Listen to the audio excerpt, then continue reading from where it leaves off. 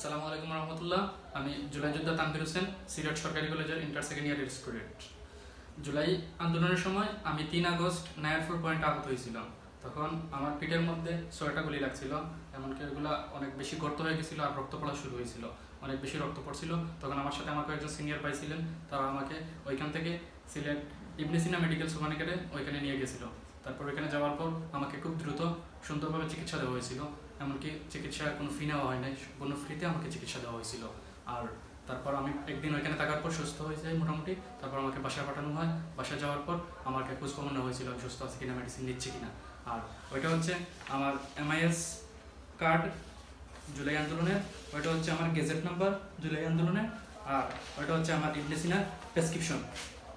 ওই প্রেসক্রিপশন আমাকে ওইখান থেকে ওষুধ দেওয়া হয়েছিল লিখে, আর মেডিসিনগুলো ফ্রিতে দেওয়া হয়েছিল। ওইটা হচ্ছে আমার আন্দোলনের ওই ফটোগুলো, আর ওইখানে আমার পিঠের মধ্যে গুলি যেগুলো লাগছিল ওইগুলোর ফটোগুলো। তো ওইটাই। আসসালামু আলাইকুম। 2024 4 জুলাই আমি জুলাই গণঅভ্যুত্থানে আহত হয়েছিলাম। তখন আমি ইবনে সিনার কাছ থেকে চিকিৎসা সেবা পেয়েছি বিনামূল্যে, এবং জুলাই পরবর্তী সময়ে আমার শরীরে বিভিন্ন জায়গায় বিভিন্ন স্থানে গুলি রয়ে গিয়েছিল। তারা আমাকে বিনামূল্যে খুব ভালো চিকিৎসা সেবা দিয়েছেন। তাদের চিকিৎসা সেবায় আলহামদুলিল্লাহ আমি এখনও অনেক ভালো আছি এবং সুস্থ আছি। আমার পক্ষ থেকে অনেক ধন্যবাদ ইবনে সিনাকে। আসসালামু আলাইকুম। আসসালামু আলাইকুম।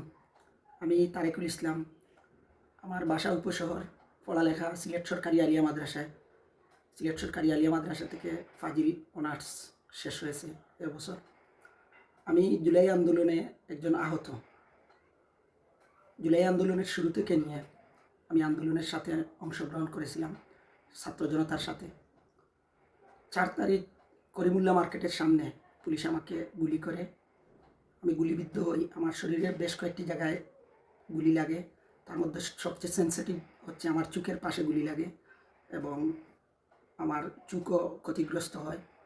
তাৎক্ষণিক গুলি লাগার পরে আমার একজন ভাই আমাকে বাইকে করে নিয়ে ইবনে সিনা হাসপাতালে আসেন এবং ইবনে সিনা হাসপাতালে আমি প্রাথমিক চিকিৎসা গ্রহণ করি। পরবর্তীতে যখন আমার চোখ ভালো হচ্ছিল না, সুস্থ হচ্ছিলাম না, তখন আবার আমি ইবনে সিনা হাসপাতালে যাই। সেখানে গিয়ে আমি বেশ কয়েকবার ফ্রিতে, সম্পূর্ণ ফ্রিতে আমি চিকিৎসা গ্রহণ করি এবং তাদের ইবনে সিনা হাসপাতালের যে যারা আমার চিকিৎসা নিয়েছে তারা খুব ভালোভাবে এবং আমাকে বারবার ট্রিটমেন্টের মাঝেই তারা রেখেছে, নিয়মিত খোঁজখবর রেখেছে। আসসালামু আলাইকুম রহমতুল্লাহ। আমি জৌহর লুকমান মুসান্না, পড়ালেখা শাহজালাল জামিয়া ইসলামিয়া কামিল এম এ মাদ্রাসা পাঠানটুলা, বাড়ি বড়ইখান্দি, দক্ষিণ সুরমা, সিলেট।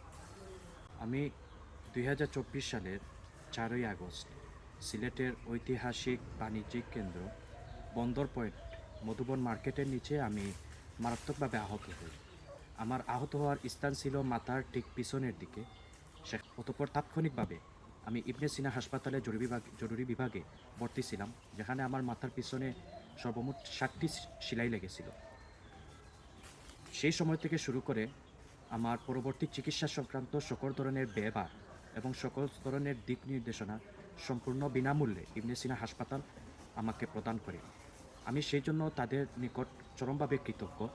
এবং আমি এটা বলবো যে সেই সময় 4 আগস্টের এই জুলাই আন্দোলনের বিভীষিকাময় অবস্থার ক্ষেত্রে ইবনে সিনা হাসপাতালকে ফ্যাসিস্ট আওয়ামী লীগের পক্ষ থেকে মারাত্মকভাবে হুমকি দামকি দেওয়া হয়েছিল, তারা যাতে জুলাই যোদ্ধাদের কোনোভাবে চিকিৎসা না করায়। এই হুমকি দামকি থাকার পরও ইবনে সিনা হাসপাতাল তার সর্বোচ্চ প্রচেষ্টার মাধ্যমে তার যত ধরনের খরচ ছিল ঔষধপত্র সহ সমস্ত ধরনের খরচ বিনামূল্যে সে প্রদান করে।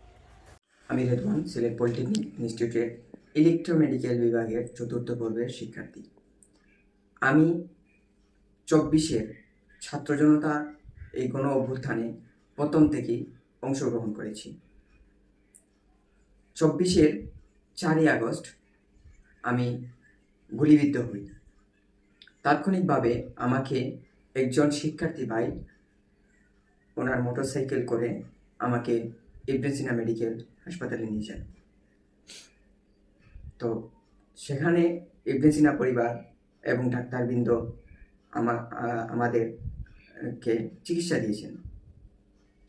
এখানে আমি 4 থেকে 5 দিন চিকিৎসা নিয়েছি, কিন্তু বিদায় ডিসচার্জের দিনে তারা আমার কাছ থেকে কোনো চিকিৎসা ফি নেন নাই।